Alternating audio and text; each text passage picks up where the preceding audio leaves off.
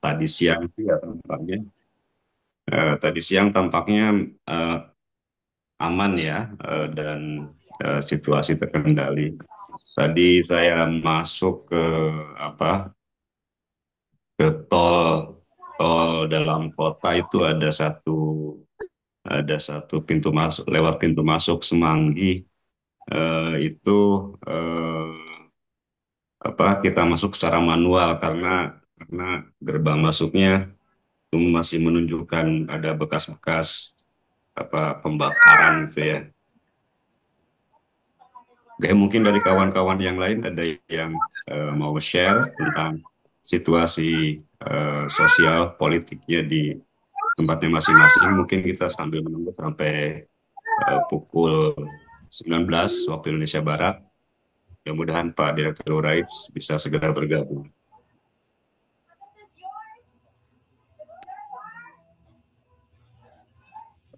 Selamat malam, Bapak Ibu. Yang mau share Selamat bisa malam. bisa Iya, selamat malam, melambaikan Pak. tangan ya. Ya, selamat malam, Pak. Saya Carolina Hutagalung dari Kalimantan Barat, Kabupaten Kuburaya, Pak. Ipari dari Oh, Kuburaya. siap Bu Karolin. Iya, Pak. Salam kenal, Pak ya, buat semuanya. Siap siap Bu, ya Bu. Iya, Bagaimana Bu kondisi di sana Bu?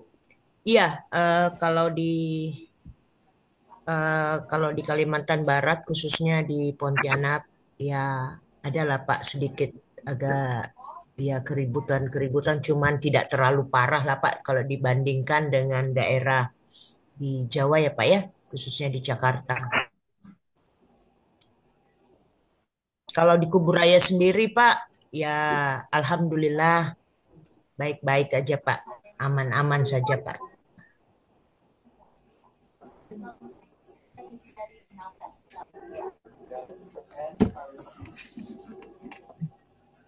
Oh ya Pak, kalau boleh tahu yang menjadi host kita siapa Pak?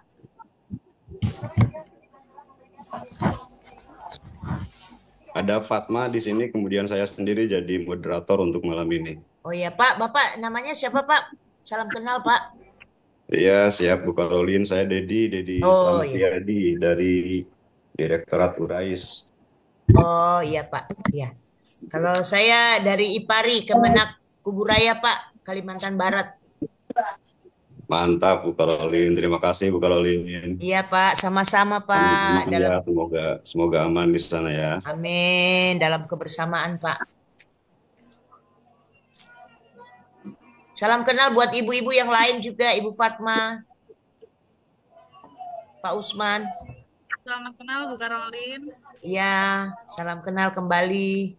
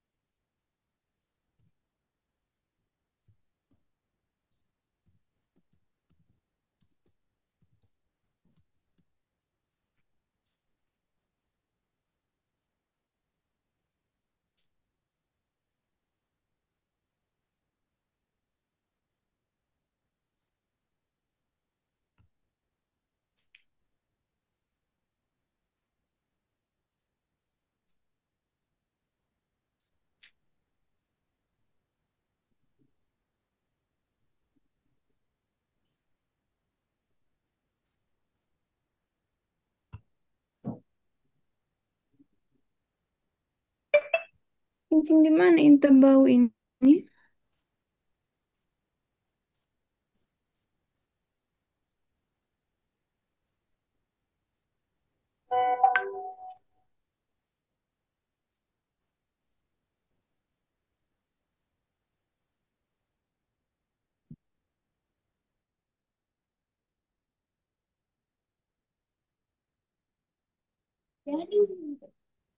Assalamualaikum Bapak.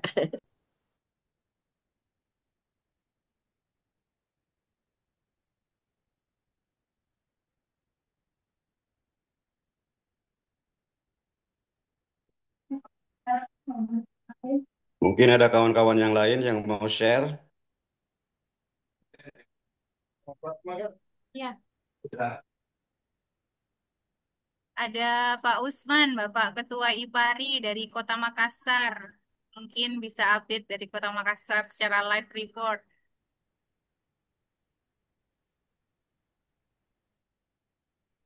Bone aman, Fat, Bone. Alhamdulillah kondusif Pak dari Kabupaten Bone. Iya, Makassar Kondisi situasi Kota terakhir Makassar gimana Makassar? saat ini ya terutama di Goa sekarang masih dalam keadaan demo. Di jalan di petarannya juga masih dijaga ketat. Kriuk-kriuk sedikit juga masih ada. Mulai dari tadi jam 15 sampai sekarang ya demo kecil-kecilan bahkan besar-besaran juga masih tetap berjalan. Demikian laporan sementara dari Makassar. Alhamdulillah, Wajo aman-aman saja. Oh, Aceh, Aceh ada yang Aceh nggak hadir sini Aceh.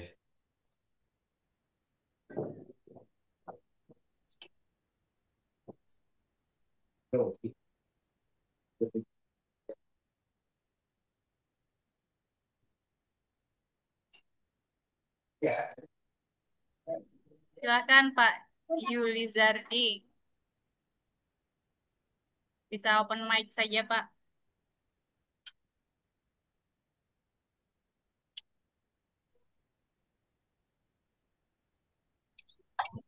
Kalau Jakarta hari ini jalanan agak lengang. Saya tadi dari KUA masuk wilayah Bintaro ke Tebet nggak ada macet sama sekali. Iya, iya bener Bang, aman tadi Bang. Saya Ya. dari Tamrin sampai ke sini ke Jagorawi itu lengang dan lancar, Iya, lancar luar biasa itu. sempat berpapasan dengan beberapa tentara yang menaiki mobil sama mahasiswa juga ada beberapa bergerombol kayaknya menuju ke MPR kayaknya. Itu Pak Juliardi itu tadi sudah melambaikan tangan. Iya, Yuli Jardi, oh dari Padang Pak Dedi. siap, siap, siap udah gimana dah? Aman, Oh Insya aman, Allah. Ada ricu-ricu sedikit tapi aman. bisa bisa rebahan dengan nyaman ya Pak ya. Oh, terkendali, aman dan terkendali. Pak Dedi aman, Pak Dedi. Aman, aman, aman udah Alhamdulillah. Pak Dedi di mana, Pak Dedi? di Jakarta saya. Oh, di Jakarta. Alhamdulillah. Mudah-mudahan aman untuk berikutnya. Assalamualaikum.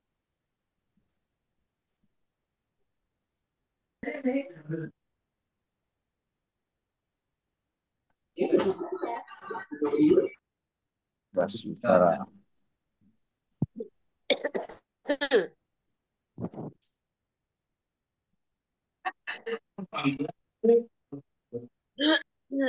Selamat datang Pak Kasubdit Penyuluh, Pak Jamal. Assalamualaikum warahmatullahi wabarakatuh. Waalaikumsalam warahmatullahi wabarakatuh. Padang aman Padang. Aman, insya Allah aman Pak Jamal.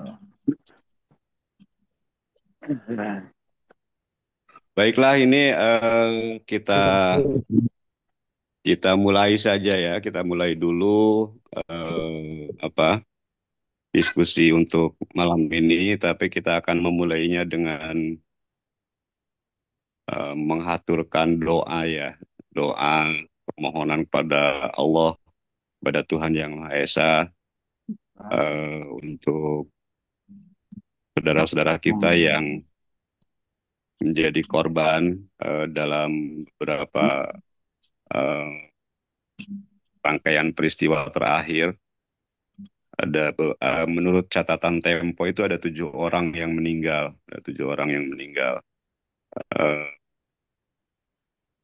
Ya, di antaranya yang pertama yaitu ya Afan Kurniawan itu. Kemudian ada di Makassar 3 orang, terus ada di beberapa tempat yang lainnya, dan juga ada beberapa orang yang terluka, ada beberapa orang yang mungkin juga merasakan apa ya rasa sakit atau yang lainnya atau kehilangan dalam bentuk apapun. Kita mendoakan mereka, mendoakan bangsa ini juga semua. Kita sama-sama mendoakan, dan dengan apa cara dan keyakinannya masing-masing kita bisa berdoa. Dan bagi kawan-kawan Bapak Ibu yang beragama Islam, mari kita sama-sama mendoakan kebaikan, keselamatan, kesehatan, kesejahteraan buat seluruh bangsa Indonesia, dan juga buat saudara-saudara kita yang sudah meninggal. Mudah-mudahan mereka mendapatkan tempat terbaik di sisi Allah, mendapatkan tempat kembali yang paling baik, yang sebaik-baiknya. Marilah kita sama-sama berdoa, dan bagi yang beragama Islam, mari kita sama-sama melafalkan surat Al-Fatihah, kemudian disambung dengan Al-Ikhlas, Al-Falak, dan An-Nas. Ila hadratin Nabil Mustafa Rasulullah sallallahu alaihi wasallam wa alihi washabihi wa azwajihi wa dzurriyyatihi wa ali baiti wa silatihi wa jami' abahi wa ikhwani min al-anbiya'i wal mursalin wa li kulli jami' sahabat wa qarabati wa tabi'in wa tabi'in wa tabi'in sampai yaumiddin. Wa susanillah arwahi sadat min ahlil malam wa syubaikah wal baqi wa jami'il qubur muslimin. Susanillah arwahi ikhwanina wa akhwatina fi hadhihi al-ahwali wa halat. Allahumma ighfir lahum warhamhum wa'afihim wa'fu anhum wa'aqim nuzulahum wa wasi' madawlahum waj'al qabrahum nuratan min riyadil jannah la taj'al qabrahum nuratan min hufatin niran. Syaulillahi lahu wa lahunna wa lahumul fatihah. أعوذ بالله من الشيطان الرجيم بسم الله الرحمن الرحيم الحمد لله رب العالمين مالك يوم الدين إياك نعبد وإياك نستعين صراط الذين أنعمت عليهم غير المغضوب عليهم Bismillahirrahmanirrahim. الرحمن الرحيم بسم الله الرحمن Allahus samad, lam yalid wa lam yulad wa lam yakul lahu. Bismillahirrahmanirrahim. Qul huwallahu ahad, Allahus samad, lam yalid wa lam yulad wa lam yakul lahu kufuwan ahad. Bismillahirrahmanirrahim. Qul huwallahu ahad, Allahus samad, lam yalid wa lam yulad wa lam yakul lahu kufuwan ahad. Bismillahirrahmanirrahim. Qul a'udzu birabbil falaq, min syarri ma khalaq, min syarri ghasiqin idza waqab, wa min syarri nafasati fil 'uqad, wa min syarri hasidin idza hasad. Bismillahirrahmanirrahim. Qul a'udzu birabbin nas, malikin nas, ilahin nas, min syarri waswasil khannas, الذي alladzi يوسوس yuwaswisu في fi صدور sudurin الناس nas, minal jinnati wan nas. Terima kasih Bapak Ibu semuanya, para hadirin yang berbahagia, yang saya hormati Bapak Direktur Penerangan Agama Islam, Bapak Dr. Haji Ahmad Zayadi MPD, yang saya hormati juga Bapak Dr. Haji Jamal Marki, Kasubdit Penyuluh Agama Islam. Mungkin juga ada beberapa pejabat yang lain yang hadir dalam kesempatan ini, yang saya hormati dan saya muliakan, serta semua hadirin, semua peserta kegiatan rutin DEPAK, diskusi penguatan aktor resolusi konflik, yang berbahagia. Alhamdulillah, puji syukur kita haturkan kepada Allah atas nikmat, berkah, perlindungan, dan eh, pertolongannya kita bisa melaksanakan diskusi rutin ini tiap mingguan, Pak Direktur, Siap. Pak Haji Jayadi yang saya hormati. Ini diskusi yang rutin dilaksanakan setiap malam Kamis sebenarnya, setiap malam Kamis. Ya kami dari para penyuluh, para penghulu, dan juga ASN Kemenag yang lainnya itu menggelar diskusi rutin, diskusi penguatan aktor resolusi konflik. Sebagian besar mungkin para pesertanya itu adalah para penyuluh dan para penghulu yang telah mengikuti yang pernah mengikuti sekolah penyuluh dan penghulu aktor resolusi konflik, dan dalam forum diskusi mingguan itu ya kami menghadirkan beberapa para narasumber itu biasanya dari penyuluh juga penghulu dari berbagai daerah yang berbeda, dan mereka berbagi tentang situasi, kondisi sosial, politik, ekonomi, budaya di tempatnya masing-masing, kemudian juga berbagi tentang strategi atau teknik atau metode untuk melakukan program-program dan upaya-upaya bina damai yang dilakukan oleh komunitasnya maupun oleh penyuluh itu sendiri atau penghulu itu sendiri, berbagai daerahnya masing-masing, dan masing-masing menampilkan kekhasannya gitu, masing-masing menampilkan kekhasan, keistimewaan dan ciri khas tersendiri dari setiap daerah, yang itu bisa menjadi khazanah juga kekayaan bagi masyarakat Indonesia, karena dalam upaya untuk membangun kedamaian, harmoni di tengah masyarakat, ya kita ternyata tetap membutuhkan pendekatan-pendekatan yang apa ya, dengan tradisi, juga dengan budaya, dan juga dengan cara-cara yang lainnya yang lebih dikenal. Mungkin kalau dalam bahasa Islam itu kalimu biqadri ukulihim gitu ya. Jadi mungkin sesuai dengan adat tradisi budayanya masing-masing. Nah, kadang-kadang juga kami mengundang narasumber pakar gitu ya. Ya pernah juga ya dalam momen Ramadan kemarin kita mengundang staf sus, kemudian juga ada Pak Kiai Imam Nahai. Mungkin di kesempatan yang lain kita juga akan mengundang pakar-pakar yang lain untuk sharing tentang resolusi konflik dan bina damai. Nah, ini pada kesempatan kali ini pada depak yang edisi ke-40. Jadi ini alhamdulillah secara rutin sudah 40 minggu Pak Kiai Direktur. Udah 40 minggu ke-40 ini untuk tahun 2025 ini. Diawali sebenarnya di akhir 2024. Di akhir 2024 kita memulainya, dan saat ini kita sudah memasuki edisi ke-40. Dan alhamdulillah masih konsisten, ada beberapa penyuluh, penghulu, dan juga ASN Kemenag lain yang bergabung, ada sekitar kadang-kadang ada 100, kadang-kadang ada sampai 300 gitu ya, tergantung berkat kayaknya ini. Jadi alhamdulillah masih terus berlangsung, dan pada kesempatan malam ini alhamdulillah Pak Direktur Penerangan Agama Islam, Pak Dr. Ahmad Zayadi, MPD, berkenan untuk menyapa kawan-kawan penyuluh agama dari berbagai agama, tidak hanya dari agama Islam, juga para penghulu, dan mungkin ada ASN lainnya, karena platform Zoom meeting memungkinkan kalangan umum juga untuk ikut serta dalam kegiatan ini. Nah, pada kesempatan edisi ke-40 ini, alhamdulillah Pak Direktur PNAS berkenan untuk bergabung, didampingi juga oleh Pak Kasubdit Penyuluh Agama Islam. Ini bisa jadikan momen untuk silaturahim dengan kawan-kawan penyuluh dan juga penghulu dari seluruh Indonesia. Kemudian juga kita menyikapi situasi terkini, situasi sosial politik terkini, karena ya bangsa Indonesia ini kan bangsa yang sedang berkembang dan yang sedang tumbuh untuk menjadi negara atau bangsa yang demokratis gitu ya. Jadi kita sedang berupaya untuk membangun demokrasi dan pada perjalanannya ada hal-hal yang mungkin eh, akan semakin membuat bangsa ini semakin matang, mudah-mudahan ke depannya semakin matang berdemokrasi.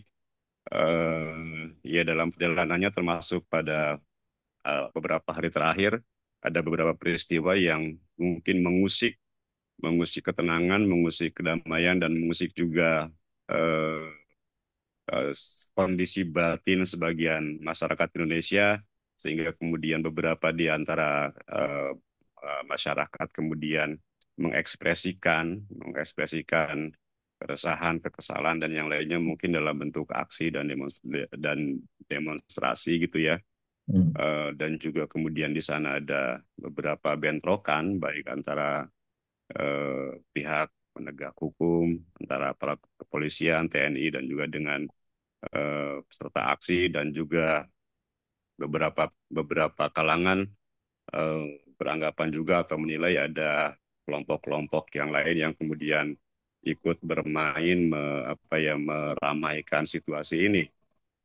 Nah, itu beberapa hal yang mungkin terjadi pada saat ini dan kita berupaya ya untuk ya menegakkan demokrasi di tengah bangsa ini sehingga kalau mengutip ungkapan Gus Dur itu kan ada dua aspek yang paling penting dari sistem demokrasi yaitu supremasi sipil dan penegakan hukum ya. Mudah-mudahan dengan berbagai hantaman ini, berbagai peristiwa yang menghantam situasi sosial yang seperti yang terjadi akhir-akhir ini, kita akan semakin matang untuk menjadi bangsa yang lebih moderat dan lebih demokrat gitu ya. Dan diharapkan ya kita semakin berkembang menjadi bangsa yang adil makmur gemah ripah loh jinawi pada akhirnya. Itu mungkin yang diharapkan oleh semua bangsa Indonesia pada saat ini. Itu mungkin yang terjadi saat ini dan kami sangat berharap Pak Direktur bisa sharing dan juga memberikan arahan strategi teknik tentang bagaimana kami para penyuluh agama, para penghulu juga ASN Kementerian Agama di berbagai daerah menyikapi perkembangan situasi seperti yang sekarang ini ya. Sehingga tidak juga terbawa oleh arus yang mungkin menggoda atau memprovokasi kami sehingga melakukan hal-hal atau tindakan-tindakan yang itu di luar nilai-nilai kemanusiaan dan juga di luar kode etik yang kami semua sebagai ASN Kementerian Agama. Itu mungkin sebagai pengantar saya dari moderator. Ya kita sambil menunggu Pak Direktur Urais ya kita akan memulai diskusi pada malam ini dan kami mempersilahkan Pak Kiai Pak Dr. Haji Ahmad Jayadi MPD untuk menyampaikan paparan dan pengarahannya. Terima kasih. Monggo Pak.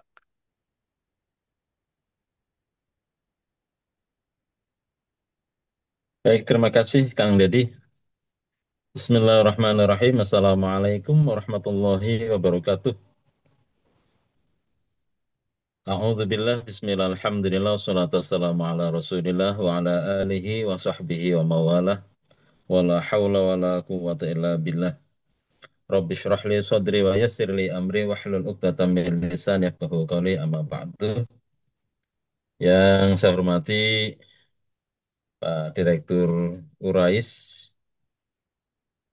yang saya hormati Kang Dedi ini selaku Kasubdit pada Direktorat Urais, ada Pak Dr.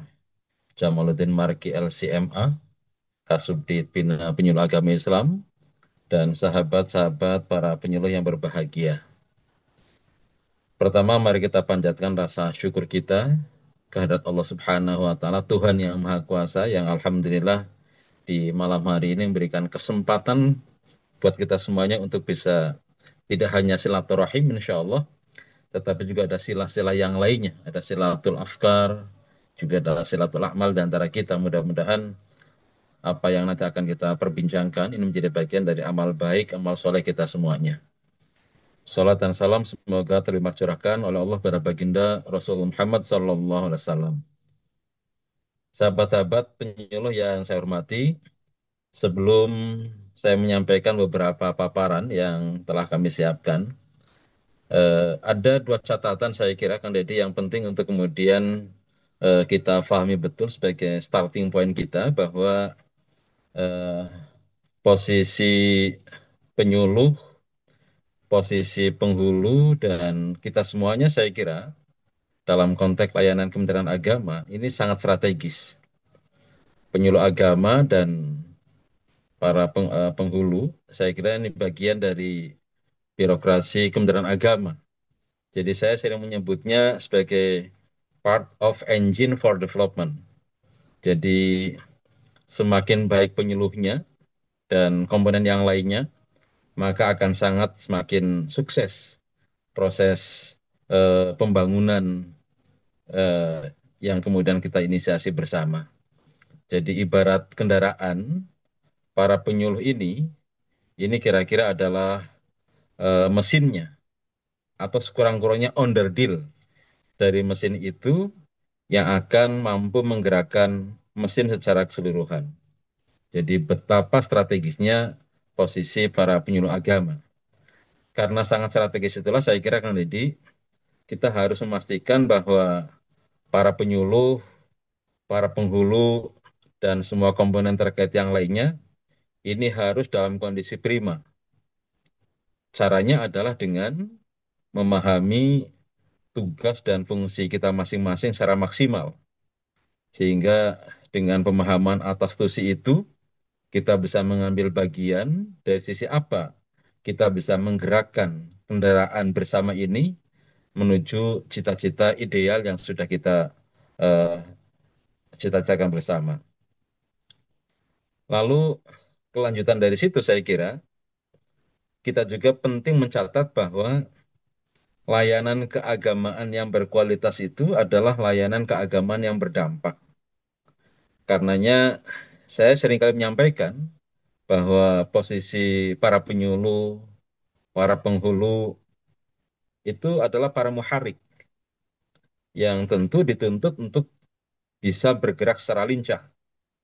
Dalam konteks diskusi malam hari ini, bergerak lincahnya adalah dalam rangka merawat harmoni dan menjaga negeri. Jadi kalau kemudian kita lihat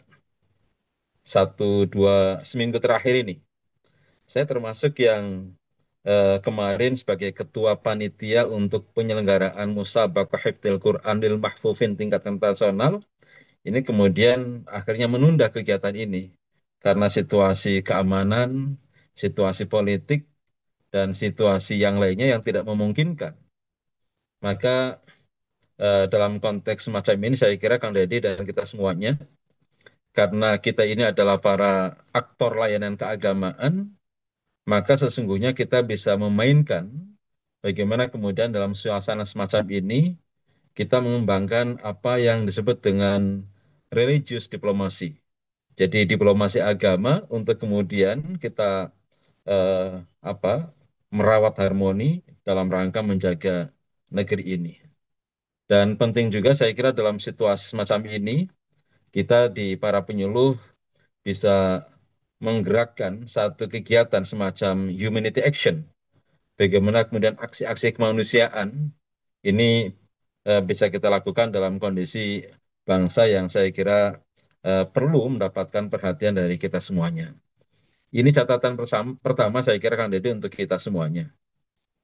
Kemudian catatan yang kedua saya kira, kalau kemudian kita lihat bangsa Indonesia, saya kira kita semuanya sepakat bahwa Indonesia itu adalah entitas negara bangsa yang sangat diverse. Kita tahu persis fakta-fakta keindonesiaan kita ini memiliki keragaman yang sangat tinggi.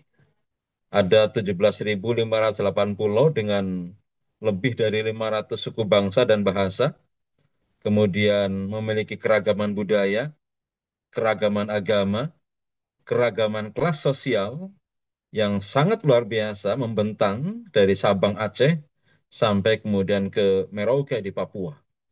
Jadi sangat luas. Jadi kita seringkali menyampaikan kalau kita jalan naik pesawat dari Aceh hingga ke Papua ke Merauke itu kira-kira sama dengan perjalanan ke Eropa dari semua Eropa atau sama dengan perjalanan dari Jakarta menuju Timur Tengah, Saudi. Itu betapa kemudian eh, gambaran tentang keluasan wilayah Indonesia ini sangat luar biasa. Maka dalam konteks Indonesia yang kita kenali sebagai entitas negara bangsa yang diverse, ini tantangannya sangat berat.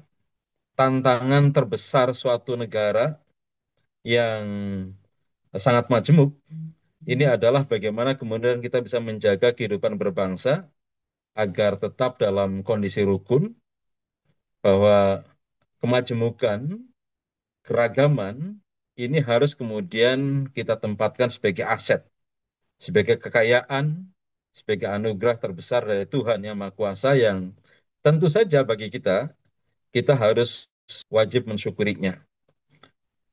Dalam konteks dia sebagai aset. Tetapi juga penting kita catat bersama bahwa keragaman ini bisa menjadi bencana jika kita tidak mampu merawatnya dengan baik. Jika kita tidak mampu menjaga simpul perekat kebangsaan dengan baik. Hari-hari ini saya kira kita sedang dalam ujian itu. Mudah-mudahan tentu seperti yang kita harapkan bersama, kita semuanya akan bisa menuntaskan semua persoalan-persoalan kebangsaan kita, dan insya Allah jika ini berhasil, maka Indonesia akan menjadi negara yang luar biasa, negara yang besar, kuat, maju, dan seterusnya sebagaimana yang kita hadapi bersama-sama.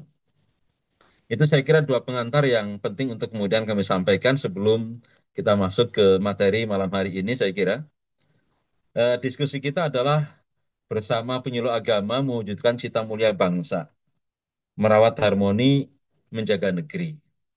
Ini untuk sampai kepada kajian ini penting untuk kemudian kerangka berpikir kita, landasan pijak pikiran kita ini kita harus berangkat dari yang pertama tentu Pancasila. Pancasila dan Undang-Undang Dasar 1945. Pancasila harus kemudian kita pahami betul.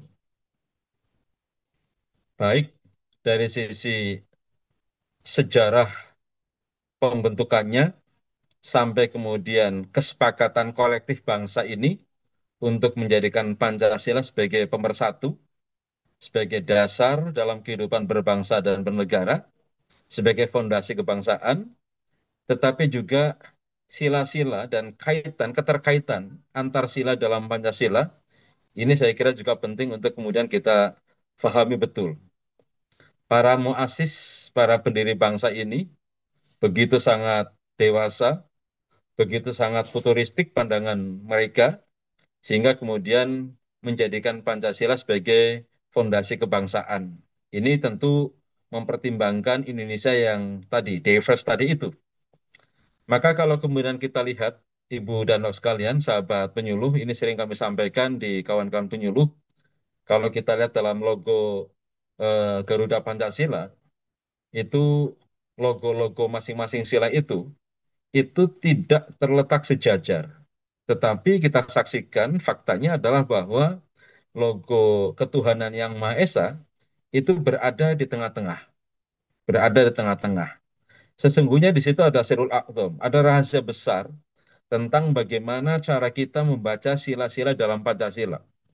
Sekali lagi ini penting untuk kemudian nanti kita bisa melihat keterkaitan antar sila itu. Karena ketuhanan yang Maha Esa ini berada di tengah-tengah, maka dia akan menjadi menjadi inti, menjadi sumber. Jadi ketuhanan yang Maha Esa yang melandasi kemanusiaan yang adil dan beradab, ketuhanan yang Maha Esa yang melandasi persatuan Indonesia, ketuhanan yang Maha Esa yang melandasi kerakyatan yang dipimpin oleh hikmat dan seterusnya, dan ketuhanan yang Maha Esa yang melandasi keadilan sosial bagi seluruh rakyat Indonesia. Pun ketika kemudian kita membacanya dari belakang, tetap saja akan menempatkan ketuhanan yang Maha Esa sebagai inti dari itu semuanya. Keadilan sosial bagi seluruh rakyat Indonesia berdasarkan ketuhanan yang Maha Esa. Kerakyatan yang dipimpin oleh hikmat dan seterusnya berdasarkan ketuhanan yang Maha Esa. Persatuan Indonesia berdasarkan ketuhanan yang Maha Esa. Keadilan sosial, kemanusiaan yang adil dan beradab berdasarkan ketuhanan yang Maha Esa. Ini posisi ketuhanan, ini sekaligus menegaskan bahwa kesejatian bangsa Indonesia itu sesungguhnya adalah bangsa yang sangat religius. Maka nilai-nilai agama itu harus bisa menginspirasi agama sebagai sumber inspirasi. Sebagaimana semangat yang ada dalam Pancasila itu. Maka kalau kemudian kita bawa Pancasila ini dalam ruang diskusi tata negara, ini kemudian kesimpulannya adalah bahwa Pancasila ini memiliki pandangan, memiliki wawasan kebangsaan yang berketuhanan. Ini fakta yang saya kira tidak boleh dipungkiri oleh kita semuanya, bahwa posisi ketuhanan yang Maha Esa itu menjadi inti, menginspirasi, melandasi praktek dari sila-sila yang lainnya. Begitu juga dalam Undang-Undang Dasar 1945, terutama di alinea yang keempat. Saya kira ini penting, landasan berbijak kita, ada wawasan kebangsaan yang berketuhanan. Ini saya kira fondasi dalam kehidupan berbangsa dan bernegara. Kemudian yang kedua, momentum Agustus, dari ulang tahun kemerdekaan Republik Indonesia, yang di tahun 2025 ini adalah kita merayakan yang ke-80. Ini tentu bulan Agustus itu momentum terbaik untuk kemudian kita melakukan refleksi tentang pentingnya persatuan dan kesatuan bangsa ini. Komitmen kebangsaan, komitmen keindonesiaan. Setiap tahun ini harus kemudian kita lakukan semacam refleksi kritis untuk kemudian kita semakin memperteguh komitmen kebangsaan dan keindonesiaan kita. Kemudian yang ketiga saya kira terkait dengan cara terbaik untuk kemudian kita mampu merawat Indonesia dengan keragaman ini adalah dengan moderasi beragama. Instrumen terbaiknya adalah moderasi beragama. Buah dari ikhtiar kita membangun moderasi beragama, prinsip jalan tengah dalam membangun harmoni sosial keagamaan, maka buahnya adalah kerukunan. Jadi kerukunan adalah hasil dari ikhtiar kolektif kita memperkuat moderasi beragama. Kemudian yang berikutnya saya kira sebagai orang Islam, saya kira kita harus memastikan dan meyakini betul dan harus memastikan bahwa implementasi keislaman kita itu adalah benar-benar rahmatan lil alamin, memberikan kedamaian, kemaslahatan untuk semesta, untuk semuanya. Ini saya kira beberapa poin penting landasan berpikir kita untuk kemudian kita bisa mengatur bagaimana strategi merawat harmoni dalam rangka menjaga negeri ini. Kemudian yang berikutnya, kenapa menjaga harmoni bangsa itu menjadi sangat penting? Saya kira ini bukan hanya sangat penting, tapi harmoni adalah prasyarat untuk kemudian kita bisa melakukan ikhtiar pembangunan. Bagaimana mungkin kita akan bisa membangun bangsa ini dengan baik kalau tidak ada harmoni dalam kehidupan. Maka prasyarat pembangunan itu adalah harmoni bangsa. Kalau bangsa itu harmoni, aman, damai, rukun, sentosa, maka kemudian praktek-praktek pembangunan itu akan bisa berjalan dengan baik. Maka harmoni itu menjadi modal sosial utama bagi kita. Modal sosial utama Tanpa harmoni, pembangunan akan sulit kita lakukan secara berkelanjutan. Kemudian dengan harmoni, ini sesungguhnya kita sedang merawat kebinekaan. Indonesia seperti yang tadi saya gambarkan di awal, ini saya kira penting untuk kemudian kita rawat betul. Kemudian mengapa menjaga harmoni penting? Karena dengan menjaga harmoni itu artinya kita sedang berikhtiar untuk bisa menjaga konflik, mengidentifikasi, memitigasi, dan seterusnya. Saya seringkali katakan bahwa kerukunan itu lebih murah daripada biaya rekonsiliasi konflik. Maka sekali lagi prasyaratnya adalah harmoni tadi itu. Kemudian kenapa harmoni penting? Karena dengan harmoni, kehidupan yang harmoni, yang damai, yang rukun, maka itu akan bisa menopang aktivitas ibadah. Prasyarat semuanya ini. Dan sekaligus menjadi penjaga cita mulia bangsa. Tuntutan untuk kemudian kehidupan yang berkeadilan, kesejahteraan, kemudian persatuan menuju Indonesia Emas 2045, saya kira prasyaratnya adalah harmoni itu. Prasyarat. Karena ini prasyarat, maka ini menjadi sangat strategis. Kemudian dalam konteks kawan-kawan, sahabat-sahabat di penyuluh agama Islam, kami ingin menyampaikan satu perspektif bahwa ada relevansi yang sangat kuat antara harmoni, membangun harmoni dalam kehidupan berbangsa dan bernegara dengan maqasid syariah kita. Dalam maqasid syariah itu, yang pertama kan hifdzul akal, menjaga akal. Nah, menjaga akal itu tentu ikhtiar yang kita lakukan dengan melawan hoax, ujaran kebencian, dan saya kira memerangi ideologi sesat. Ini kemudian hifdzun nasl. Ini membangun generasi rukun dan berkarakter yang moderat. Lalu yang berikutnya adalah hifdzuddin, menjaga agama. Umat beribadah dengan aman dan damai. Ini bagian dari hifdzuddin. Lalu hifdzun nafs, menjaga jiwa. Ini tentu ikhtiar yang bisa kita lakukan adalah dengan mencegah kekerasan, mencegah anarkisme, dan konflik berdarah. Ini bagian dari hifdzun nafs. Kemudian hifdzul mal. Ini dengan cara kita melakukan memberikan perlindungan aset masyarakat dari kerusakan akibat konflik. Ini bagian dari hifdzul mal. Tadi pagi ketika kemudian saya berangkat ke kantor, saya sedih banget melihat fasilitas yang selama ini kita banggakan sebagai ikon Jakarta, tiba-tiba karena kemarahan, karena anarkisme, kemudian terbakar. Ini tentu tidak sesuai dengan maqasid syariah, tidak sesuai dengan maksud dari diundangkannya agama, disyariatkannya agama. Karena agama itu ada hifdzul akal, ada hifdzun nasl, ada hifdzul mal, ada hifdzun nafs, dan juga ada hifdzuddin. Saya kira ini penting, Pak. Dari sisi relevansi, tentu apa yang kita ikhtiarkan dengan membangun harmoni ini sangat sesuai dengan maqasid syariah yang itu menjadi tugas kita semuanya.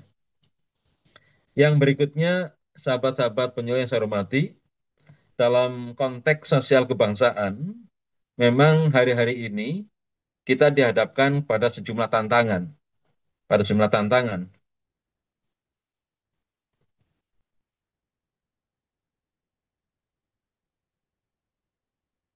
Dalam konteks kehidupan kemasyarakatan misalnya, kita dihadapkan adanya polarisasi sosial dan politik. Tapi memang dinamikanya semacam itu. Kita itu senantiasa dihadapkan pada tantangan yang sangat dinamis, yang kadangkala kecepatannya itu melebihi dari apa yang sudah kita antisipasi. Sehingga kemudian antisipasi kita kadangkala kurang tepat karena memang sedemikian cepatnya dinamika kehidupan masyarakat kita, polarisasi politik, sosial dan segala macam. Kemudian ujaran kebencian. Kalau kemudian kita lihat misalnya hari-hari ini eh, terasa betul, misalnya eh, di beberapa aplikasi media sosial kita itu kadangkala eh, tantangannya memang apa kita tidak bijak dalam bermedia sosial. Kita sadar betul bahwa semestinya kita harus menyaring dulu sebelum kita share informasi itu ke media sosial. Tapi kadangkala kita lupa apakah kemudian yang akan kita share itu benar-benar informasi yang benar atau informasi yang semestinya kita verifikasi dulu. Nah, ini maka tentu kita mengajak betul dalam kaitan dengan tantangan yang sifatnya konteks sosial ini, eh, terutama ketika kita bermedia sosial, ini bijak apa bermedia sosial dengan bijak ini menjadi sebuah tantangan tersendiri untuk kita. Belum lagi misalnya konflik sosial berdimensi keagamaan. Nah, kawan-kawan para penyuluh sebagai agen dari resolusi konflik, saya kira penting untuk kemudian juga membaca apa yang menjadi norma standar, misalnya surat edaran Menteri Agama nomor 9 tahun 2023 ya, terkait dengan pedoman ceramah keagamaan. Ini saya kira juga penting, itu menjadi sumber norma kita semuanya. Kemudian yang berikutnya, tentu kita berharap betul peran tokoh agama sebagai aktor layanan keagamaan. Jadi ketika kemudian saya sebut aktor layanan keagamaan, itu ada para penyuluh agama, ada penghulu, ini yang menjadi organnya Kementerian Agama, lalu aktor layanan keagamaan yang sungguhnya mereka mitra kita, ada dai-daiyah, itu saya kira ini harus benar-benar menjadi sahabat umat. Jadi dalam konteks relasi kita dengan umat yang kita layani, kita ini bisa berperan sebagai jembatan yang menghubungkan apa yang menjadi harapan-harapan umat yang kita layani dengan masyarakat, dengan pemerintah begitu. Jadi jembatannya adalah kita. Maka kemudian kita harus benar-benar betul turun ke masyarakat. Seperti yang kemarin misalnya disampaikan oleh Pak Menteri ketika rapat koordinasi menyikapi kondisi terakhir ini. Bagaimana kemudian kita hadir, semua kita hadir di kegiatan di masyarakat. Karena eh, dengan hadir itu, maka kemudian masyarakat merasakan kehadiran negara.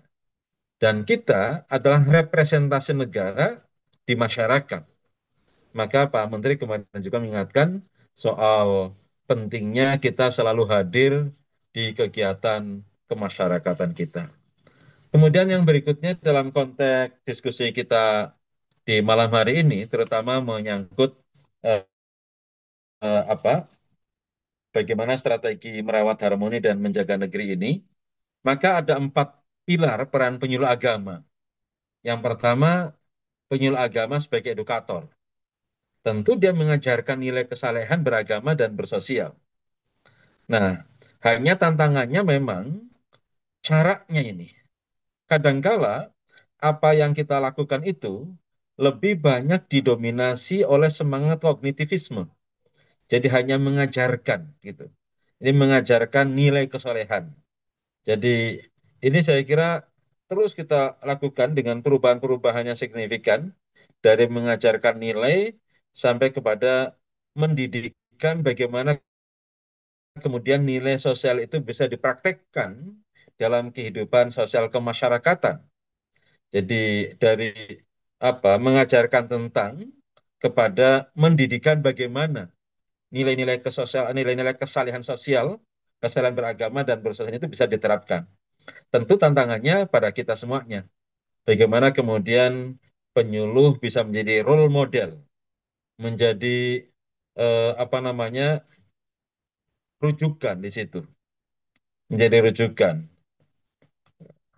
Kemudian yang kedua, sebagai mediator, seperti yang tadi kami sampaikan bahwa dalam banyak kasus ketika kemudian kita hadir melayani masyarakat penerima manfaat layanan kepenyuluhan, maka peran kita adalah sebagai jembatan, sebagai mediator yang menjembatani konflik, yang dengan mediator itu lalu kemudian bisa membangun suasana kondusif dan tentu saja akan bisa melakukan mitigasi sekaligus mencegah eskalasi konflik ini. Saya kira kawan-kawan sudah pernah ikut pelatihan tentang bagaimana resolusi konflik. Saya kira teorinya sangat banyak di situ. Kemudian yang ketiga, peran penyuluh agama sebagai motivator, menumbuhkan semangat kebangsaan dan kepedulian sosial. Jadi motivator, edukator, mediator, lalu yang berikutnya motivator. Ini menumbuhkan semangat kebangsaan dan kepedulian sosial. Dan yang keempat sebagai influencer positif, berani dan aktif menebar narasi damai dan sejuk di ruang digital. Itu sebabnya saya kira setiap tahun kita melakukan pelatihan-pelatihan bagaimana kemudian media sosial penyuluh itu benar-benar menjadi rujukan, karena penyuluh itu kan suluh yang memberikan penerangan, memberikan perspektif tentang bagaimana yang baik, yang benar itu bisa kemudian diimplementasikan dengan baik. Dalam kaitan dengan peran penyuluh agama ini penting juga kita mempertimbangkan apa yang selama ini diinisiasi oleh Ki Hajar Dewantoro. Ada ingat dio mangun karso, ing ngarso sing tulodo, ing madya mangun karso tuturi handayani. Jadi di depan memberikan keteladanan, di tengah dia menjadi motivator, penyemangat, kemudian tuturi handayani. Ini saya kira eh, landasan-landasan normatif yang semacam ini penting untuk kemudian juga difahami, dicermati oleh kita sebagai orang yang diberi tugas pokok dan fungsi mendampingi masyarakat, hadir membersamai masyarakat dalam rangka kerja-kerja pembangunan. Poin utama saya kira malam hari ini terkait dengan komitmen deklarasi kita. Yang pertama tentu menolak kekerasan, anarkisme, dan ujaran kebencian. Kemudian yang kedua, mengarus utamakan aksi damai dan kemaslahatan publik. Lalu yang ketiga, bersinergi lintas iman, interfaith. Ini saya kira penting, bersinergi lintas iman, budaya, dan generasi, dan mendukung kebijakan pemerintah yang berlandaskan pada konstitusi. Ini saya kira poin-poin penting yang saya kira menjadi komitmen kita untuk to be declare. Bagaimana kemudian kita menjadi orang yang mampu mendeklarasikan keempat aspek ini. Kalau mampu mendeklarasikan itu artinya memang itu adalah sikap batin kita yang kemudian teraktualisasikan dalam tindak dan perilaku kita sehari-hari. Menolak kekerasan, anarkisme, dan ujaran kebencian, mengarus utamakan aksi damai dan kemaslahatan publik, bersinergi lintas iman, budaya, dan generasi, dan mendukung kebijakan pemerintah yang berlandaskan pada konstitusi. Saya kira ini beberapa poin-poin yang saya kira penting untuk kemudian menjadi renungan, refleksi kita bersama dalam kondisi bangsa kita yang saya kira sedang menunggu masing-masing kita memberikan kontribusi terbaiknya dalam rangka merawat harmoni dan menjaga negeri. Saya kira ini sebagai pengantar, Kang Deddy, mudah-mudahan ada manfaatnya. Walaupun minkum. Assalamualaikum warahmatullahi wabarakatuh. Waalaikumsalam warahmatullahi wabarakatuh. Terima kasih Pak Direktur Penerangan Agama Islam, Bapak Dr. Haji Ahmad Zayadi MPD, yang telah memaparkan secara sangat komprehensif ini ya, kawan-kawan semuanya ini dari mulai apa ya kondisi latar belakang sejarah historis Indonesia, kemudian keragamannya, kemudian juga dasar ideologi Pancasila dan ya bagaimana bahwa kita ini telah bersepakat untuk menjadi Indonesia, bersatu di bawah naungan Bhinneka Tunggal Ika. Ini menjadi penting juga karena keragaman dan perbedaan yang ada ini tidak bisa kemudian kita nafikan, kita tolak, dan apalagi kemudian eh, kita jadikan sebagai sumber perpecahan gitu ya, keragaman dan perbedaan ini. Kemudian dipungkasi dengan empat peran penyuluh agama yang sangat penting. Di sana ada mediator, ada edukator, dan juga motivator, juga influencer positif ya. Nah di situ tuh tidak ada provokator itu. Jadi mohon diingat, jangan sampai ada penyuluh ataupun penghulu dan ASN Kementerian Agama sebenarnya secara umum ya seluruh ASN karena seluruh ASN itu adalah wakil dari pemerintah dan representasi negara. Jadi jangan sampai kemudian ada status WA, status Facebook, status atau Reels di Instagram atau di TikTok yang kemudian bernuansa provokasi. Oh ya itu pantas dibakar, oh ya itu pantas dijarah misalnya kan, atau misalnya ya ungkapan-ungkapan provokatif yang lainnya. Dan kemudian ya tadi diakhiri dengan poin-poin deklarasi ini yang penting juga untuk menjadi pengingat bagi kawan-kawan penyuluh dan juga penghulu juga kawan-kawan ASN Kemenag yang lainnya.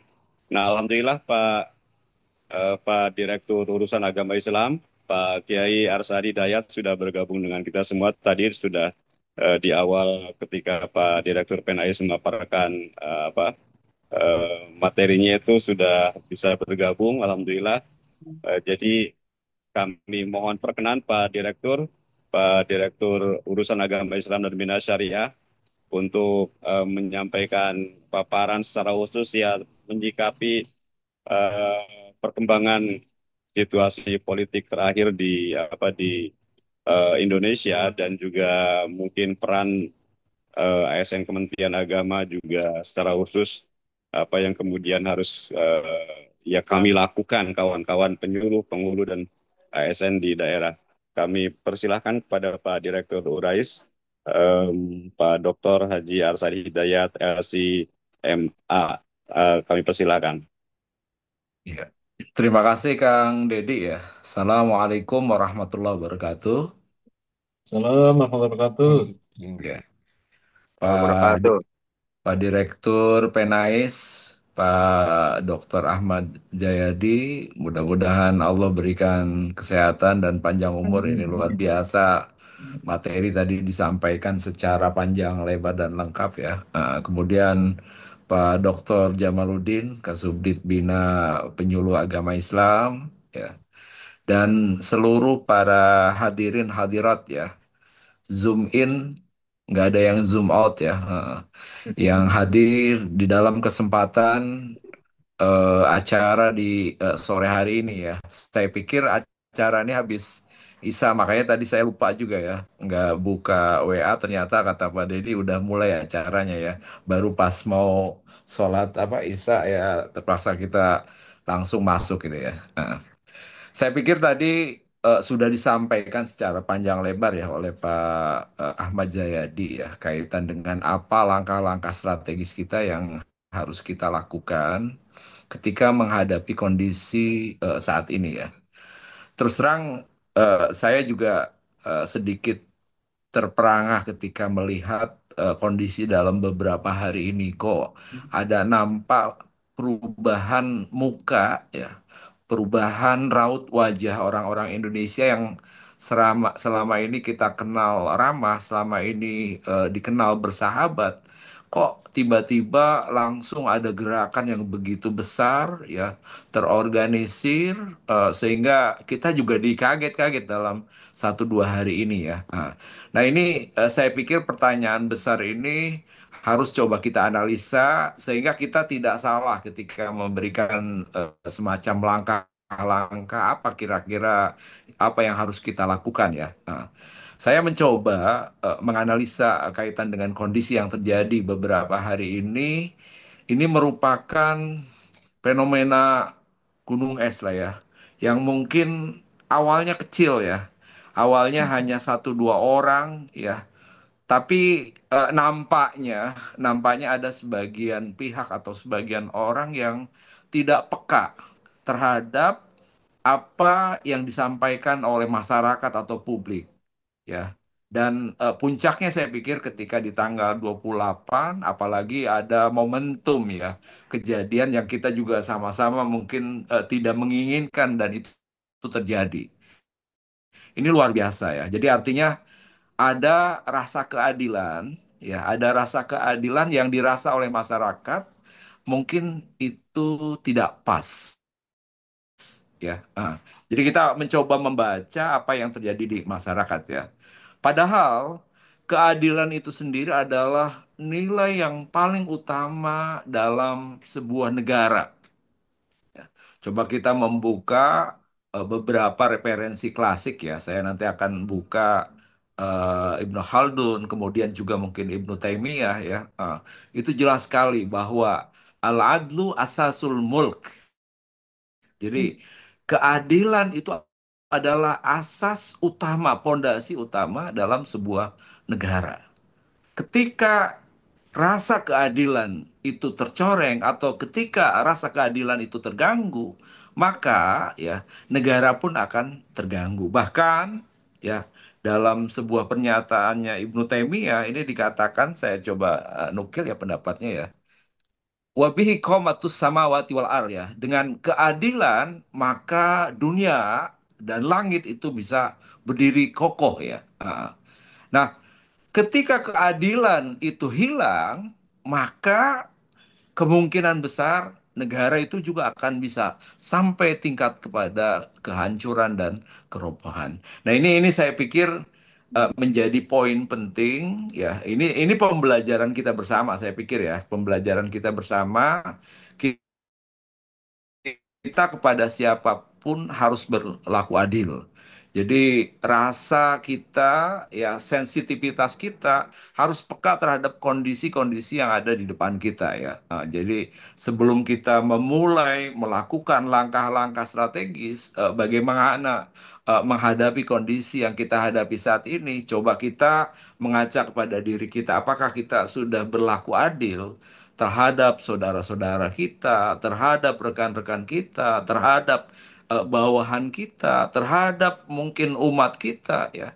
Kalau kita sudah berlaku adil, saya pikir itu kondisi yang kita harapkan ya, damai, aman, insya Allah sangat mudah bisa kita lakukan ya.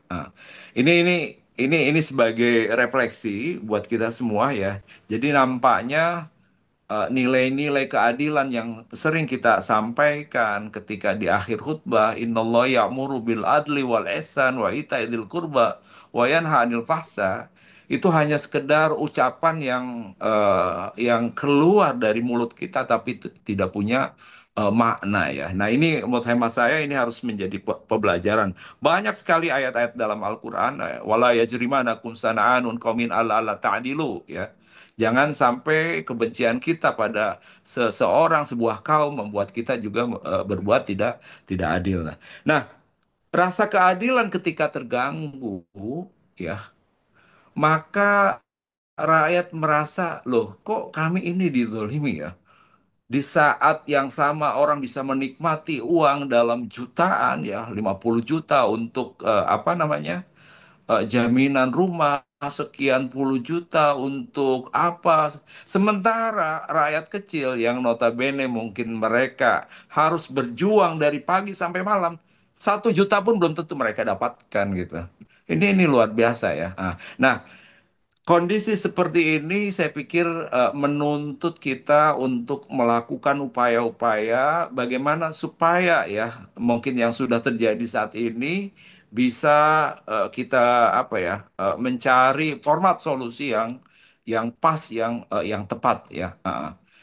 Ajaran agama kita telah mengajarkan, saya pikir kaitan dengan bagaimana tentang moderasi beragama ya.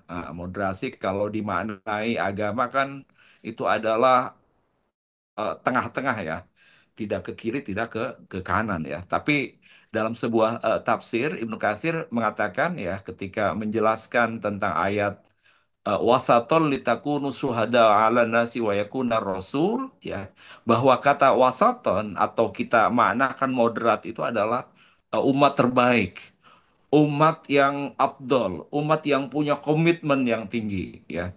Nah, kita di Kementerian Agama sudah merumuskan beberapa indikator kaitan dengan moderasi beragama ya.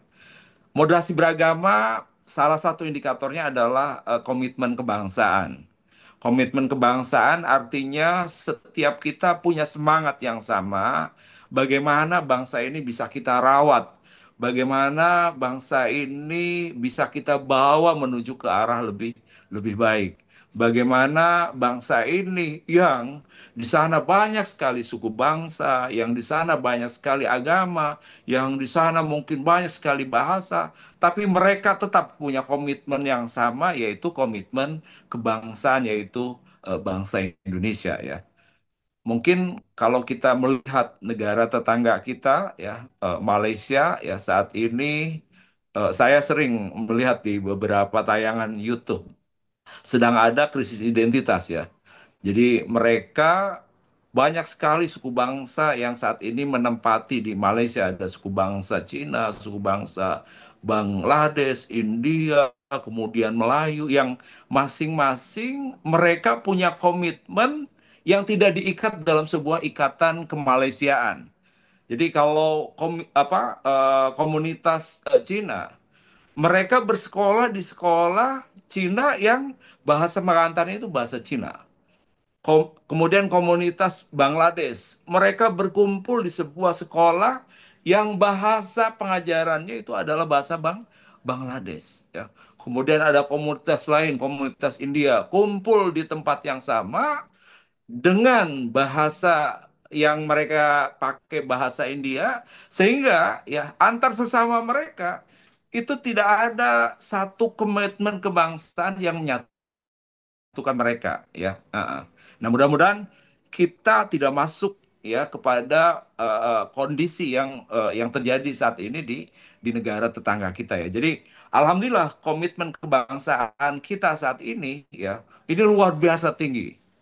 Orang Cina ya yang tinggal di Jawa Timur ya, di samping mereka menguasai bahasa Indonesia, ternyata mereka jauh lebih medok ketika mereka ngomong bahasa Jawa.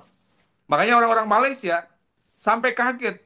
Ini orang Cina kok bisa bahasa Indonesia? Bahkan lebih kagetnya lagi, kok orang Cina bisa pakai bahasa Jawa? Ini saking luar biasanya ya komitmen kebangsaan yang ada di tanah air. Nah, mari kita rekatkan kembali komitmen kebangsaan yang ada terlepas daripada perbedaan suku bangsa, perbedaan agama, perbedaan bahasa ya. Mari kita rekatkan kembali komitmen kebangsaan yaitu bangsa Indonesia ya. Saya pikir ini juga harus menjadi materi utama kita ya. Kalau kita bicara ke ruang publik, ke masyarakat ya alhamdulillah dengan segala keanekaragaman yang ada kita masih punya komitmen kebangsaan yang kuat yaitu komitmen bangsa Indonesia ya. Yang kedua, toleransi. Saya pikir ini juga harus kita berikan pembelajaran ke masyarakat untuk bisa memahami perbedaan-perbedaan yang ada ya. Boleh kita berbeda ya, ruang demokrasi yang ada memberikan ruang orang untuk berbeda pendapat. Tapi berbeda pendapat disampaikan secara baik, disampaikan secara beradab, disampaikan secara konstitusional. Ya, jadi artinya tidak justru disampaikan dengan cara berbuat anarkis, merusak fasilitas umum, merusak bis, merusak tempat-tempat yang itu menjadi tempat berkumpulnya orang-orang banyak seperti stasiun, terminal dan lain sebagainya ya. Jadi saya pikir perbedaan-perbedaan yang ada kita harus sikapi dengan toleran, arti memahami dan mengerti ya. Kalau kalau tidak setuju, silakan disampaikan, tapi disampaikan dengan cara yang baik-baik. Saya pikir Presiden Prabowo pun sudah menyampaikan ya setelah terjadi kondisi kemarin ya, silakan kita tidak menutup ya pintu-pintu ruang-ruang untuk adanya dialog, untuk adanya komunikasi, tapi disampaikan secara beradab, disampaikan secara baik, disampaikan secara konstitusional ya, bukan dengan cara anarkis, merusak dan lain lain sebagainya ya. Sebagaimana mungkin di poin ketiga anti kekerasan. Jadi kita ya tidak mengenal yang namanya kekerasan ya. Kekerasan dalam bahasa apapun, saya pikir tidak bisa kita toleransi. Apalagi dalam bahasa agama ya, atas nama agama kita melakukan kekerasan. Saya pikir agama tidak pernah mengajarkan kekerasan ya. Jadi bahkan kan kalau kita mencoba membuka beberapa referensi ayat-ayat, kita baru bisa bergerak, artinya melakukan tindakan ofensif kalau kita diserang ya. Kalau kita tidak dalam kondisi ada peperangan, dalam kondisi damai, kita tidak boleh melakukan tindakan-tindakan kekerasan ya. Nah, kemudian yang keempat saya pikir penerimaan terhadap tradisi dan budaya lokal. Nah, ini komitmen daripada moderasi beragama, saya pikir 4 poin indikator ini yang harus kita sampaikan ke ruang publik ya. Bapak Ibu sekalian yang kami hormati, Pak Direktur, Pak Kasubdit ya, Pak juga saya tadi lupa menyapa Pak Dedi ya. Jadi saya pikir kaitan yang lain yang perlu kita bangun juga ya, mungkin kaitan dengan bagaimana menghadapi kondisi saat ini. Kita mencoba membuka ruang-ruang komunikasi dengan masyarakat ya. Jadi masyarakat jika ada kondisi mungkin dianggap ya kondisi itu kurang pas, coba kita lakukan komunikasi dengan masyarakat setempat ya. Kan kita seringkali dikagetkan ya oleh peristiwa-peristiwa yang tiba-tiba ada amok massa. Pasti ya ketika amok massa itu terjadi, ada penyebab, ada latar belakang kenapa mereka melakukan amok massa ya.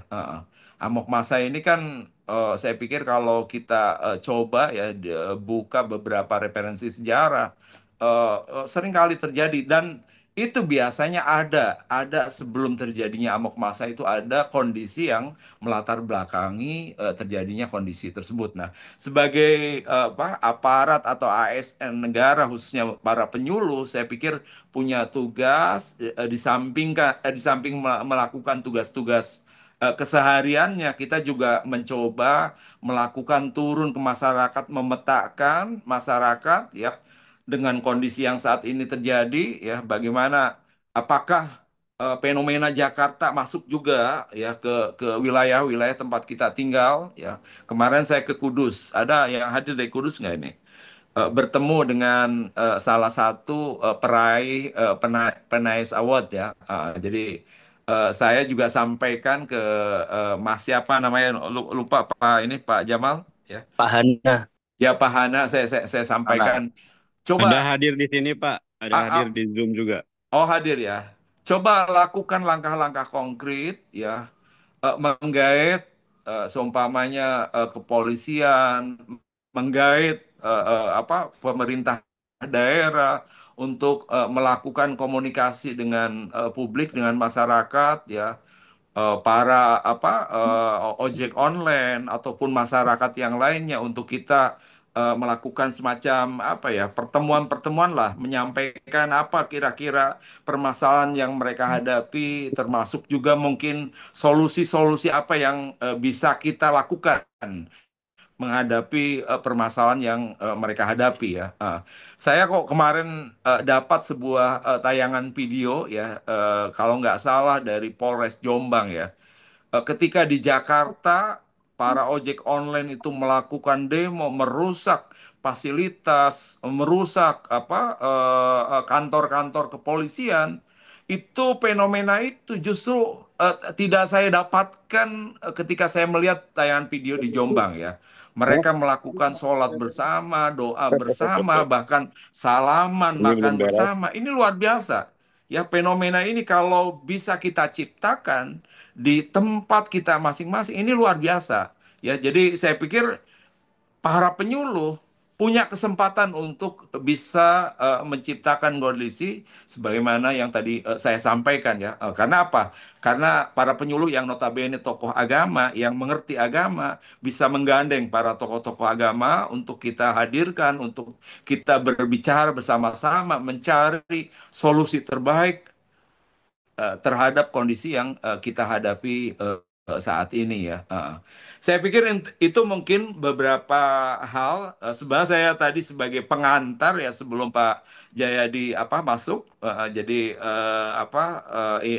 apa yang saya sampaikan mungkin tidak tidak sesuai, tidak seperti yang Bapak Ibu harapkan ya. Tapi insya Allah lah ini sebagai sumbangan ya dari apa yang saya lihat, dari apa yang saya baca, kemudian apa yang saya alami ya. Mungkin itu saja yang bisa saya sampaikan. Terima kasih atas kehadiran Bapak Ibu sekalian. Ya, mohon maaf kalau ada hal-hal yang kurang berkenan.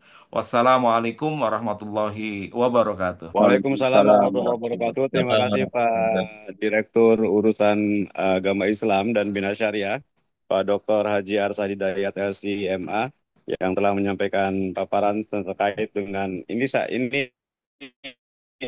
yang sangat penting di hukum paparan sebelumnya dari pentingnya keadilan, tentang pentingnya bersikap dan berpikir adil gitu ya. Jadi sering kita mendengar ungkapan adil sejak dalam pikiran itu memang sangat penting. Bagaimana kemudian kita membangun satu komunitas itu, bangsa yang besar dengan penuh keragaman itu bisa diawali dari komunitas-komunitas yang kecil, dan komunitas-komunitas yang lebih kecil itu juga dibangun dari keluarga-keluarga yang kecil, keluarga ya termasuk juga di lingkungan kantor, misalnya dari lingkungan yang paling kecil di KUA, bagaimana kepala KUA, penghulu, penyuluh juga bisa bersikap adil baik kepada sesama kawannya, sama pegawainya, juga kepada masyarakat dan komunitasnya. Itu jika kemudian setiap komunitas, setiap unit-unit masyarakat yang paling kecil telah membangun sikap dan perilaku yang adil, ya insya Allah yang ini secara bertahap bangsa Indonesia akan mewujud menjadi bangsa yang penuh dengan keadilan. Ya memang beberapa peristiwa terakhir menunjukkan bagaimana ketimpangan yang sangat mencolok terjadi dan dilihat serta disaksikan oleh masyarakat Indonesia, itu yang mungkin kemudian memicu keresahan, memicu luapan-luapan emosi dari sebagian masyarakat, sehingga ada yang kemudian meluapkannya dan mengekspresikannya dengan cara-cara atau jalan-jalan yang kedamaian dan juga nilai-nilai toleransi. Nah, kemudian juga dipertegas dengan 4 indikator moderasi beragama yang itu harus terus kita gaungkan, kita kampanyekan, sehingga itu bisa menjadi landasan dan tolak ukur sikap dan perilaku serta bagaimana kita berpikir sebagai aparatur sipil negara, secara khusus ASN dari Kementerian Agama. Terima kasih Pak Direktur Urusan Agama Islam. Memang ya kami juga menyampaikan permohonan maaf karena acara Depak ini karena meliputi semua wilayah di Indonesia. Itu biasa kami mulai setiap ba'da maghrib gitu kalau di waktu Indonesia Barat, 18.30 waktu Indonesia Barat, karena di Indonesia Timur itu sudah 20.30 setengah 9. Jadi biar tidak terlalu malam bagi kawan-kawan di Indonesia Timur. Juga kami sampaikan permohonan maaf kepada kawan-kawan yang ya mohon disampaikan kepada kawan-kawan penyuluh, penghulu, dan ASN Kemendag yang lain yang belum bisa bergabung pada malam ini di Zoom karena kapasitas Zoom-nya Ini yang 500 orang. Kalau yang kemarin acara IPARI itu 1.000 dan full gitu, dan sekarang alhamdulillah ini apa acara Depak juga full gitu ya 500. Tapi insya Allah nanti ini akan kami upload di YouTube ya, kegiatan diskusi pada malam ini. Selanjutnya mungkin tadi kami lihat ada dari Pak Akmal dari Kemesjidan, mungkin bisa Kasubdit Kemesjidan bisa juga berbagi tentang bagaimana upaya-upaya memanfaatkan rumah ibadah sebagai media atau sebagai tempat untuk kemudian kita bisa mengembangkan nilai-nilai keadilan, nilai-nilai wasatiyah, nilai-nilai toleransi dan yang lainnya. Pak Akmal masih gabung nggak ya?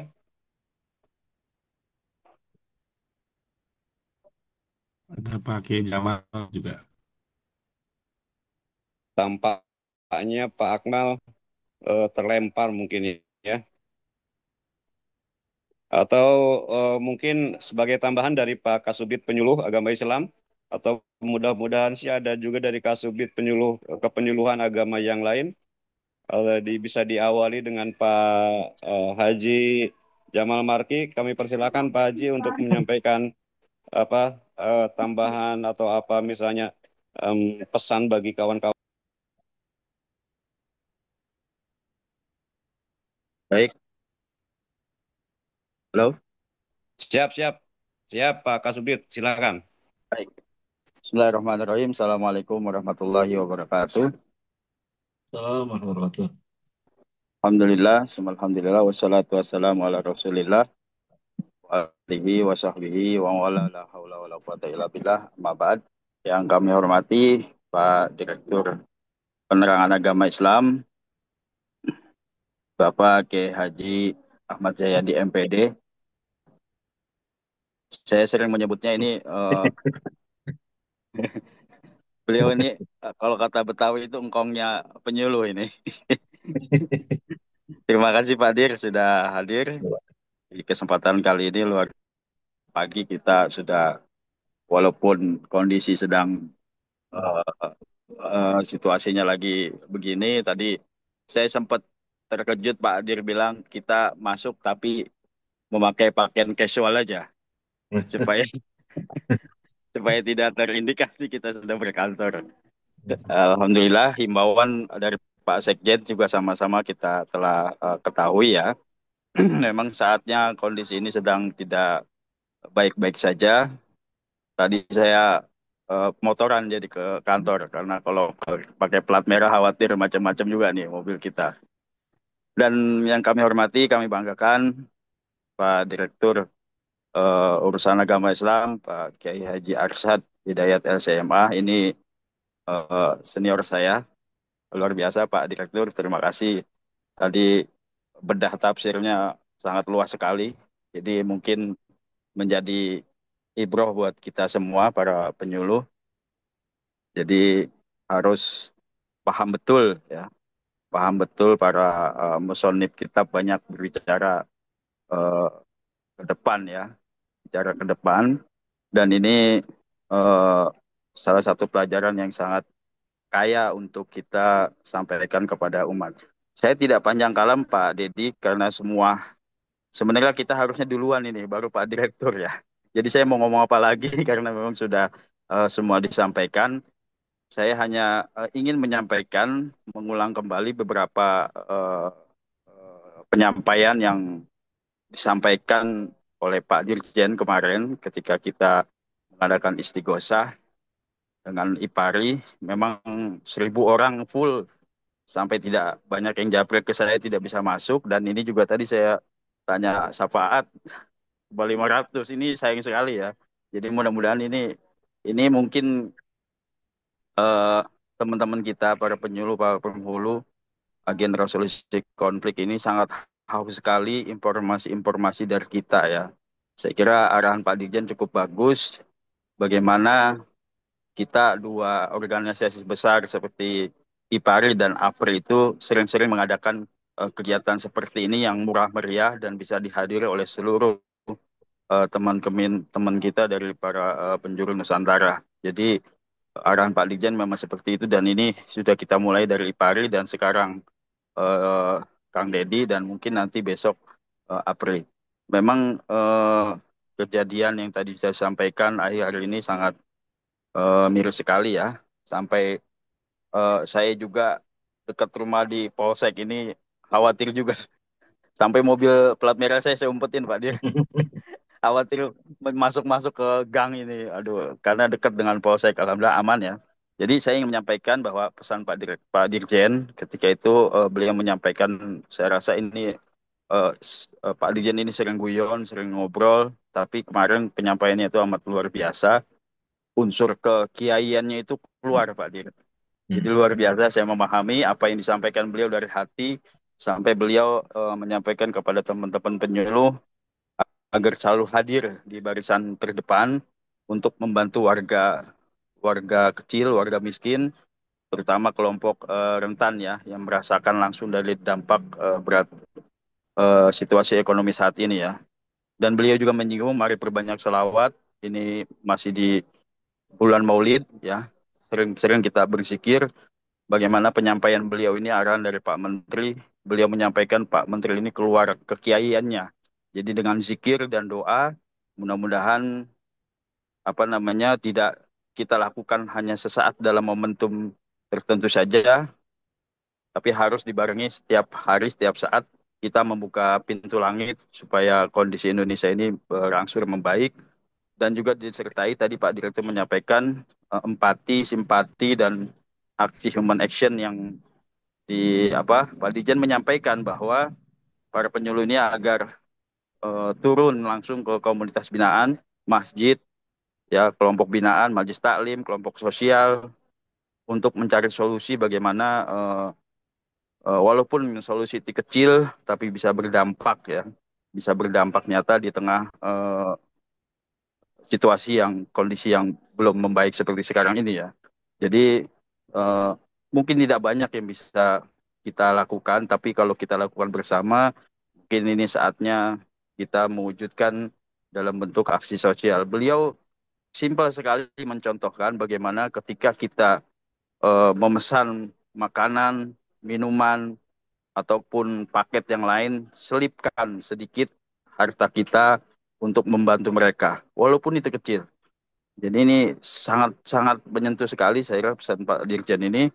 Jadi di samping kita memberdayakan mereka dengan antar pesan makanan atau yang lainnya, jadi kita menitipkan sedikit rezeki kita untuk menambah pemasukan mereka. Jadi ini adalah bukti dampak nyata yang mungkin itu tidak terpikirkan oleh kita ya. Kadang-kadang ya kalau ibu-ibu di rumah kan perhitungannya matang. Tapi kalau kira kita ada di rumah, silakan ditambahin lah ongkosnya supaya itu bisa membantu perekonomian mereka. Kemudian jangan lupa zikir ya, zikir juga perlu dan ini apa namanya bisa memberikan kekuatan kita untuk membumikan nilai kasih sayang, solidaritas dan kepedulian sosial. Saya kira tadi sudah banyak disampaikan ya oleh Pak Direktur Rais dan Pak Direktur Penais. Saya kira kami hanya ingin memberikan sebagai lembaga instansi pembina, penghulu dan penyuluh ini, saya kira kita harus kompak ya, bangkitkan lagi. Saya mungkin bicara atas nama penyuluh ya, penyuluh agama, bagaimana kita punya wadah organisasi IPARI yang saya kira luar biasa ini ya, luar biasa kepengurusannya sudah sampai kabupaten dan anggotanya pun mungkin terbanyak ya, organisasi yang paling banyak. Saya kira perlu dibangun kekompakan bagaimana kita menyikapi kondisi saat ini dan banyak penyuluh-penyuluh kita yang hebat. Kemarin di PNAIS Award luar biasa, nilainya itu sangat mepet sekali ya. Kita memilih yang terbaik di antara yang terbaik, luar biasa ini teman-teman masih muda-muda.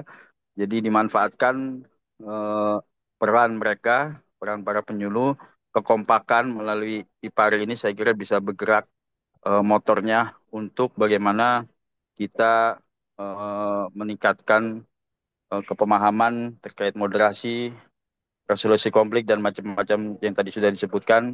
Ini saya ingin membangkitkan semangat teman-teman supaya terus bergiat ya, terus memimpin umat, membina umat. Tentunya tadi sudah disinggung dan hati-hati juga menggunakan media sosial karena kita adalah bagaimana Pak Direktur Pak Jayadi menyatakan kita adalah aparatus ya. Kita ini adalah alat negara. Kita harus mendukung semua kebijakan pemerintah. Hati-hati ya. Saya kira kita juga harus mengingatkan teman-teman yang terlalu semangat mungkin. Jadi ingat kita adalah para ASN ya, para alat negara. Kita harus terus menggelorakan menyatakan bahwa kita mendukung peran pemerintah dimanapun kita berada. Saya kira itu Pak Dedi, mungkin nanti ada yang lain. Mudah-mudahan ini terus berlanjut dan saya apresiasi sekali SPAK ini bisa berjalan dengan baik ya. Kami terima kasih sudah penyuluh-penyuluh kita sudah diajarkan bagaimana memitigasi konflik, menangani konflik. Saya kira materi-materinya luar biasa dan banyak sekali. Tinggal bagaimana bisa menularkan kepada teman-teman dengan bahasa yang baik karena penyuluh ini adalah menyuluh pembangunan ya, penyuluh pembangunan dengan bahasa agama itu yang sering kita sampaikan. Saya kira itu. Terima kasih. Mohon maaf bila ada kekurangan. Allahumma fikir Assalamualaikum warahmatullahi wabarakatuh. Waalaikumsalam warahmatullahi wabarakatuh. Jadi, terima kasih Pak Kasubdit, penyuluh agama Islam, Pak Dr. Haji Jamal Marki yang telah menyampaikan tambahan untuk pesan-pesan dan juga refleksi dari berbagai peristiwa yang kita alami beberapa hari terakhir. Kami dari penyelenggara tampaknya perlu untuk kembali menyampaikan permohonan maaf karena biasanya kan ada diskusi, ada tanya jawab dari para penyuluh, dari para penghulu dan juga dari hadirin ya.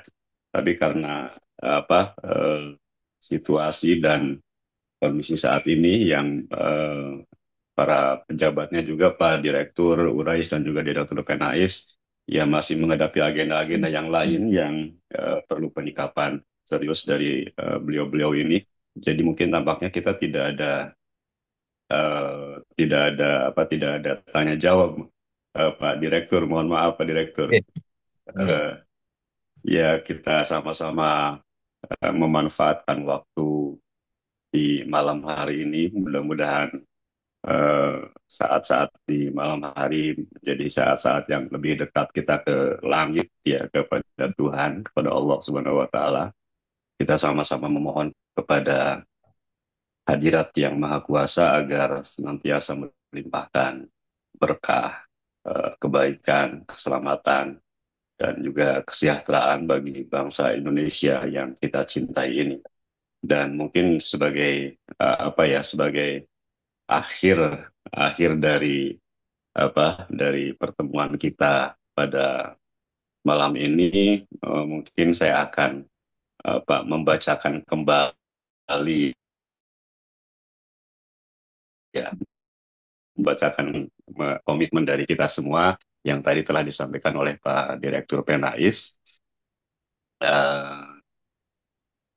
sebagai panduan dan juga sebagai fondasi bagi kita semua untuk menghadapi situasi terkini. Poin utama komitmen deklarasi yang pertama itu menolak kekerasan, anarkisme, dan ujaran kebencian. Yang kedua, mengarus utamakan aksi damai dan kemaslahatan publik. Yang ketiga, bersinergi lintas iman, lintas budaya, dan juga lintas generasi. Yang keempat, mendukung kebijakan pemerintah yang berlandaskan konstitusi. Kemudian ditambah dengan simpulan penting tadi dari Pak Direktur Urais, bahwa kita juga harus mengutamakan sikap adil sejak dalam pikiran dan menjadi teladan bagi orang-orang terdekat dan juga bagi komunitas untuk senantiasa bersikap adil kepada sesama.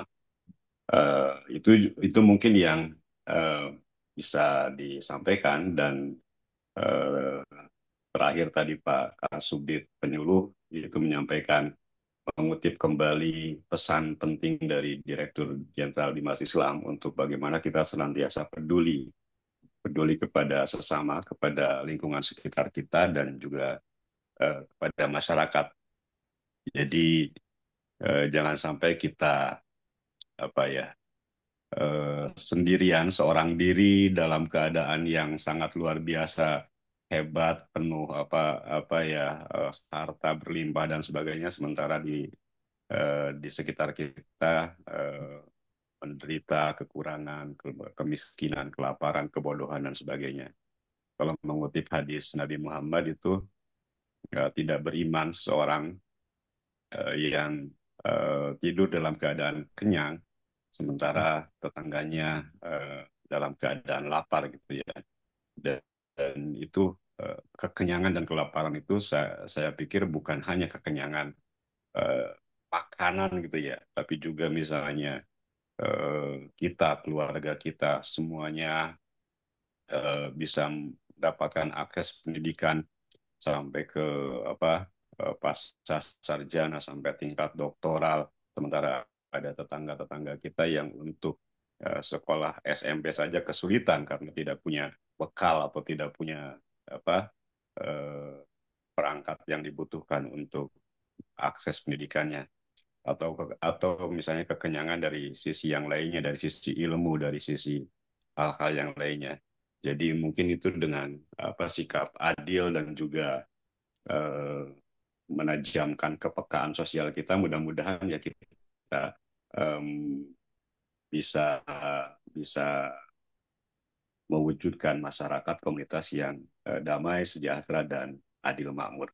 Mungkin itu Pak Direktur, apakah mungkin sebagai ikhtitam atau misalnya kata penutup dari dua pimpinan kita ini, yang pertama dari Pak Direktur Penais, kemudian nanti dipungkasi oleh Pak Direktur Urais sebagai ikhtitam lah, sebagai penutup atau closing statement dalam pertemuan kita kali ini. Kami persilakan Pak Direktur.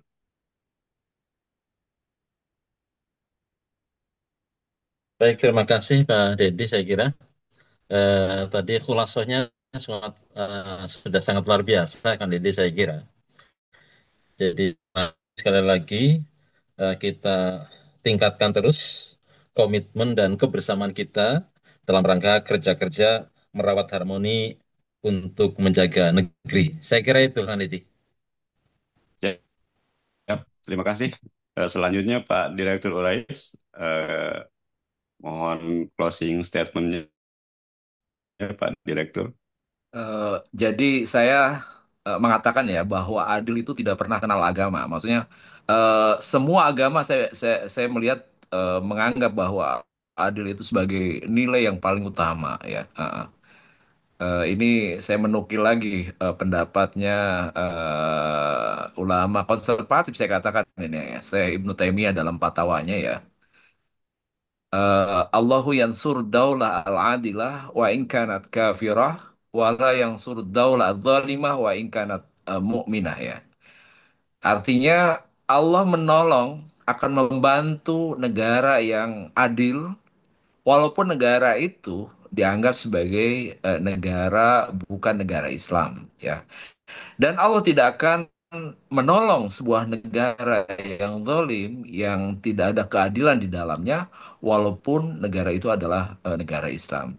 Nah ini saya pikir menjadi poin yang sangat penting. Artinya adil itu adalah sebuah nilai yang universal, sebuah nilai yang diakui oleh seluruh agama. Saya pikir itu saya mungkin Pak Dedi. Terima kasih.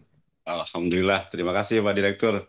Ini benar-benar malam yang penuh berkah, dan mudah-mudahan juga keberkahan ini senantiasa kemudian melimpahi bangsa kita, Indonesia, sehingga kita bisa terus berkembang menuju bangsa yang adil, makmur, dan sejahtera, menuju Indonesia Emas 2045. Terima kasih kepada semuanya dan sekali lagi saya mohon maaf sebesar-besarnya kepada Ibu, Bapak, para penyuluh, para penghulu, para ASN Kementerian Agama yang hadir dalam kesempatan malam ini karena tidak mungkin ada yang ingin apa ya berdialog atau yang lainnya, tapi karena kesempatan yang terbatas ya kami mohon maaf sebesar-besarnya. Mudah-mudahan kita bisa mengeksplorasi lagi nilai-nilai penting yang tadi disampaikan oleh kedua narasumber dalam kesempatan depak di minggu-minggu berikutnya.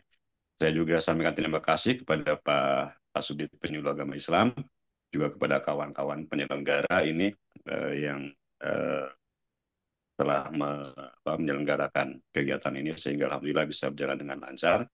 Dan terakhir, semoga Indonesia yang kita cintai ini tetap damai dan kita sebagai representasi negara bisa menjadi bisa berada di barisan depan, menjadi contoh bagi semua komunitas, semua masyarakat bangsa Indonesia dalam menjaga kedamaian, keselamatan, kesejahteraan, dan juga keadilan bagi semua, bagi seluruh bangsa Indonesia dan bagi semesta.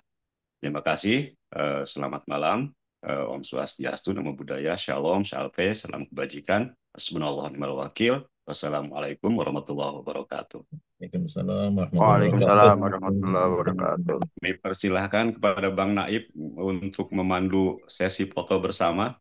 Baik, bagi yang berkenan menyalakan kamera, izin kita di sini ada 20 slide. Slide pertama, 1, 2, 3.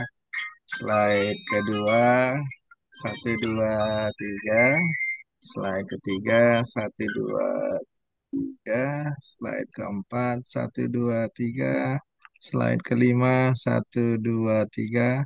Slide ke-6, 1, 2, 3. Slide ke-7, 1, 2, 3. Slide ke-8, 1, 2, 3. Slide ke-9, 1, 2, 3. Slide ke-10, 1, 2, 3. Slide ke-11, 1, 2, 3. Slide ke-12, 1, 2, 3. Slide ke-13, 1, 2, 3. Slide ke-14, 1, 2, 3. Slide ke-15, 1, 2, 3. Slide 16, 1, 2, 3. Slide 17, 1, 2, 3. Slide ke-18, 1, 2, 3. Slide ke-19, 1, 2, 3. Slide terakhir, 1, 2, 3. Terima kasih. Terima kasih semuanya. Mangga Jazakumullah. dipersilakan untuk live. Salim takjim Pak Direktur. Waalaikumsalam. Terima kasih Bung Syafaat.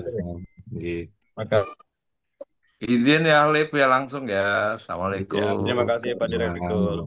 Kalau link Boleh juga YouTube-nya ya. menyusul. Pari, makasih. Apri, makasih. Makasih. Waalaikumsalam. Assalamualaikum warahmatullahi wabarakatuh.